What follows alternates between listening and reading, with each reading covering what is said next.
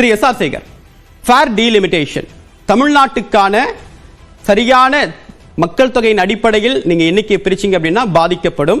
அதன் அடிப்படையில் தமிழ்நாட்டுக்கு உரிய பிரதித்துவம் வேண்டும். அதன் அடிப்படையில் எண்ணிக்கை குறைக்கப்படக்கூடாது. மற்றவர்களுக்கு எந்த அளவுக்கு உயர்த்துறீங்களோ அதுதான் எங்களுக்கு தேவை அப்படின்னு முதலமைச்சர் சொல்றார். கூட்டாட்சி தத்துவத்தை காக்கக்கூடிய ஒரு மிக முக்கியமான நாள் அப்படின்னு முதலமைச்சர் சொல்றார். பாஜக எப்படி பாக்குறது?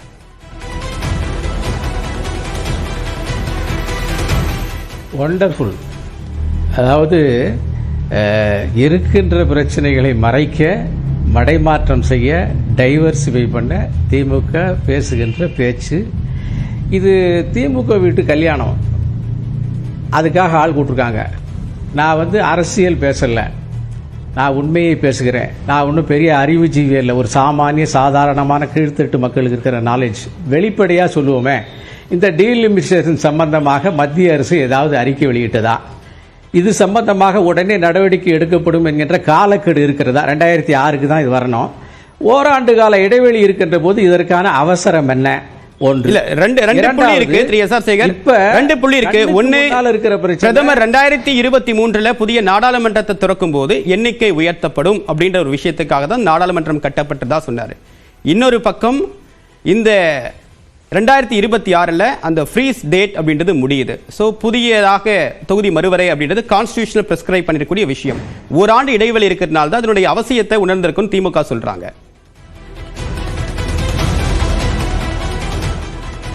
இப்போ தமிழ்நாட்டில் நம்மளுடைய மாட்சிமை தங்கிய கலைஞர் அவர்கள் ஒரு புதிய சட்டமன்ற கட்டடம் கட்டினார். அதனுடைய எண்ணிக்கை எவ்வளோன்னு தெரியுமா உங்களுக்கு? 330. அது இப்போ கட்டமன்ற கட்டடமே இல்லை, வேற என்னமோ ஒரு மாறிடுச்சு. அப்போ 330க்கு உசத்துவதற்கு முன்னால் தமிழ்நாட்டினுடைய அத்தனை மாவட்டங்களிலும் டீலிமிட்டேஷன் பற்றி திமுக பேசி இருக்க வேண்டும் அல்லது பேசணும். அது சம்பந்தமாக தமிழ்நாட்டில் எந்த விதமான பேச்சுவார்த்தையும் நடக்கல. ஏன் சொல்கிறேன் என்றால், இந்த டீலிமிட்டேஷனில் நான் டீலிமிட்டேஷனுக்கு போகிறதுக்கு முன்னால் ஒரு விஷயத்தை சொல்லிடுறேன். என்னுடைய கன்சர்ன், என்னுடைய கவலை, என்னுடைய ஆதங்கம், தமிழ்நாட்டினுடைய ஆதங்கம், இன்றைய விவசாயிகளுடைய பிரச்சனை தண்ணி வேணும். அந்த தண்ணி வேணுங்கிறதுக்கு பியூட்டிஃபுல்லாக நமக்கு 2 சான்ஸ் கிடைச்சிருக்கு. பினராயி விஜயன் வந்திருக்கிறாரு, முல்லை பெரியார், டி.கே. சிவகுமார் வந்திருக்கிறாரு, மேகதாது. இந்த 2 பேரையும் உங்க வீட்டுக்கே வந்திருக்காங்க, நம்ம வீட்டுக்கே வந்திருக்காங்க. அவங்கள்ட்ட இதை பேசி தீர்க்க வேண்டியது 20 ஆண்டு காலம் 30 ஆண்டு காலம் இந்த பிரச்சனையினுடைய தேவையா, இல்லது நாளைக்கு நடக்க போற விஷயத்தை பற்றிய கன்சர்னா? அப்ப என்ன அர்த்தம்? இது யாராவது பத்திரிகையாளர்கள் நீங்க கேட்டீங்களா? யாராவது பத்திரிகை என்ன பியூட்டிஃபுல்லாக அரேஞ்ச் பண்ணி ஒரு பெரிய லைவ் ஏற்பாடு பண்ணி அத்தனை பெரிய பத்திரிகையாளர் அங்கே களத்தில் நின்று இந்த நடக்க போகாத டீலிமிட்டேஷன் பற்றி எந்த கருத்துமே மத்திய அரசு சொல்லாத ஒரு விஷயத்தை உடனே எடுத்திருக்கீங்க என்பதாலே கடந்த 20 ஆண்டு காலமாக தமிழ்நாட்டுக்கு மறுக்கப்பட்ட விஷயத்தை சால்வ் பண்ணுவதற்கான ஒரு பெரிய ஆப்பர்ச்சுனிட்டி இப்போ வந்திருக்கேன். அதை பற்றி யாராவது கவலைப்பட்டாங்களா, பேசினாங்களா பத்திரிகையாளர்கள்? இது பினராயி விஜயன் கொண்டாந்து இங்கே மருத்துவ கழிவுகளை கூட்டுறாரு, நாய்களை கொண்டாந்து விட்டுக்கிட்டு இருக்காரு. அதை பற்றி பேசலை. நம்ம இங்கேருந்து கனிம வளங்கள் இங்கே கடத்தப்படுது, அதை பற்றி பேசலை. மேகதாதுவுக்கு டி.கே. சிவகுமார் வந்திருக்காரு. அவர் தான் பாசிஃபரஸ், நான் கட்டியே தீருவேன்னு சொல்லக்கூடிய ஒருத்தரை கூப்பிட்டு உட்காந்து பேசினீங்க. சாதாரண காலத்தில் கருப்பு குடி காட்டியிருப்பீங்கல்ல. இது ஒரு பக்கம் இருக்கட்டும். நான் டீலிமிட்டேஷனுக்கே வந்துடுறேன். டீலிமிட்டேஷன்ல இது முதல்ல இதை அறிவிக்கணும். அறிவிச்சது தேர்தல் கமிஷன் அறிவிக்கும். அதற்கான எக்ஸ்பர்ட் போடுவாங்க. அது நம்முடைய அன்பிற்கினிய மனுராஜே சொன்னார், டீலிமிட்டேஷன் கமிஷன் என்று ஒன்று ஏற்படுத்த வேண்டும் என்று. ஏற்படுத்தி எக்ஸ்பர்ட் பேசி அதற்கப்புறம் தீர்ப்பு பண்ணி அதுக்குள்ள பேராமீட்டர்ஸ் வச்சு அதற்கப்புறம் வரக்கூடிய உங்களுக்கு குறையுதா குறையலையான்னு பாராளுமன்றத்தில் பேசி அதுக்கப்புறம் இதை பற்றி நாம் விவாதம் நடத்தணும். ஆனால் அதுக்கு முன்னால் நீங்கள் நடத்துறதுடைய நோக்கம் என்ன? உங்களுடைய மிகப்பெரிய ஃபெயிலியர், அரசனுடைய மிகப்பெரிய ஃபெயிலியரை மறைக்கணும். நான் சொன்னா அது தப்பா?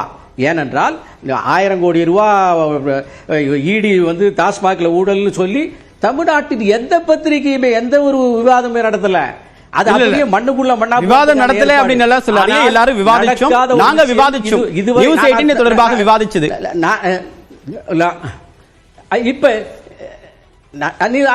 நியூஸ் 18 விதிவிலக்கா வச்சுக்கிறேன். ஏனென்றா இதை பாருங்களேன், இன்னைக்கு காலையில் என்ன பில்டப், என்ன மாதிரி அவங்க வர்றாங்க, இவங்க வர்றாங்க, கொடி போடுறாங்க, தொண்டு போடுறாங்க, பக்கத்தில் போறாங்க, மந்திரிகள்லாம் போய் நிற்கிறாங்க.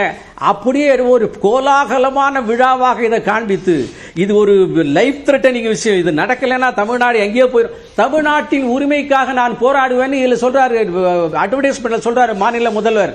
தமிழ்நாட்டின் உரிமை மேகதாதுவும் முல்லை பெரியாரும் பக்கத்துல வந்திருக்கிற 2 பேரோட பேசவே இல்லையே நீங்க. என்ன உரிமை?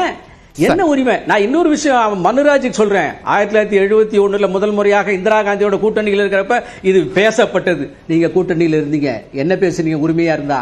2001 வாஜ்பாய் இதை 25 ஆண்டு காலம் தள்ளி வைக்கும் போது திமுக பாஜக கூட்டணியில் இருந்தது. என்ன பேசுறீங்க? என்ன பேசுறீங்க?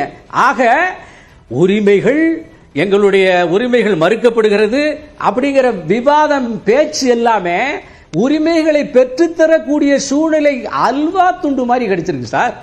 அந்த 2 மாநிலத்தினுடைய சம்பந்தப்பட்ட நபரே வந்து இங்க இருக்காங்க. துணி போடுறீங்க, வாய் திறந்தீங்களா? சரி, இது ஒரு முதல் சுற்று கருத்தா எடுத்துக்கிறேன். வாய் திறந்தீங்களா? சரி, இது முதல் சுற்று கருத்தா எடுத்துக்கிறேன். இன்னொரு விஷயம் இல்ல இன்னும் ஒரே ஒரு விஷயம் சுருக்கமா அவங்களுக்கு பதில் டீலிமிட்டேஷனுக்கு ஒரே ஒரு பதில் சொல்லிடுறேன். ஒரே ஒரு பதில். அவருடைய எம்பி, திமுக ராஜ்யசபா எம்பி சண்முகம் பேசினார். முந்தா நாள் ராஜ்யசபால பேசும், எங்களுக்கு ப்ரோரேட்டா பேசிஸில் இது வேண்டும் என்று சொன்னார். ப்ரோரேட்டா பேசில் 7.81%. அதற்காக நீங்க சொன்னீங்க 8 போகும், 4 போகும், 3 போகும், 2 போகும்.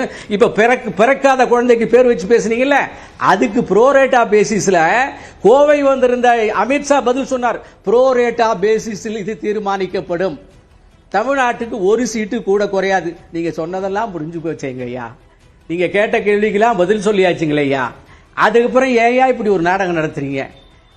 தமிழ்நாட்டுக்கு எண்ணிக்கை குறையாதுன்னு சொல்றாரு, ஆனா மற்ற மாநிலங்களுக்கு எண்ணிக்கை அதிகரிக்காது அப்படின்ற ஒரு உறுதியை கொடுக்க முடியுமா அப்படின்றத ஒரு கேள்வியா இருக்கு. திமுக தரப்பில் முன்வைக்கிறாங்க. அடுத்ததாக அரசியல் விமர்சகர் திரு சுமன் ஸ்ரீராமன் இணைகிறார். திரு சுமன், இது என்ன நியாயம்? இல்ல முதல் சுற்று கருத்து கேட்டு வந்துடுறேன். ப்ரோரேட்டா பேசிஸ்னா என்ன? இல்ல முதல் சுற்று கருத்து கேட்டு வந்துடுறேன். வெயிட் பண்ணுங்க. ஒரு கருத்தை திணிக்காதீர்கள். இல்ல அமித்ஷா சொல்றதா சொல்றேன். திமுக தரப்புல என்ன சொல்றாங்கறத அத நான் சொல்றேன் நானு. சரி, தமிழ்நாட்டுக்கு இங்க பாருங்க. இல்ல தமிழ்நாட்டுக்கு குறையாது, மத்த மாநிலத்துக்கு கூட கூடாது. அது எப்படி சொல்ல முடியும்? சரி, அதுதான் கேள்வியா முன்வைக்கிறாங்க. இதுக்கான பதில் நம்ம சுமன் ஸ்ரீராமன் கேட்கலாம். அதே மாதிரி இன்னொரு பையன் சுமந்த்